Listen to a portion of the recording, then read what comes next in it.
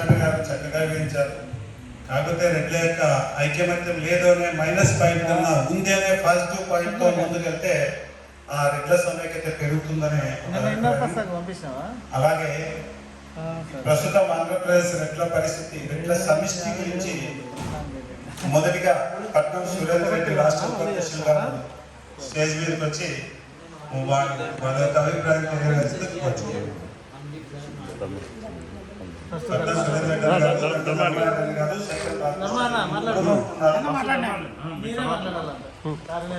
మా ముగ్గురు తరఫున మీరే మాట్లాడండి. గండు ధర్మారెడ్డి గారు రాష్ట్ర కార్యవర్గ అధ్యక్షులు. ఇక్కడికి వచ్చినటువంటి జిల్లా అధ్యక్షులకి ప్రతి ఒక్కరు కూడా వాళ్ళ జిల్లాల సమస్యలు వచ్చి ఇక్కడ పిలిచలేదన్నది వచ్చి చెప్పచ్చు. అవకాశం కూడా అన్నగారు ఇవ్వండి. జిల్లా అధ్యక్షులకి కొంతమందికి అవకాశం లేకన్నా కూడా వాళ్ళకు కూడా ఇవ్వండి. ముఖ్యంగా ఏమంటే ఇప్పుడు మనము అన్ని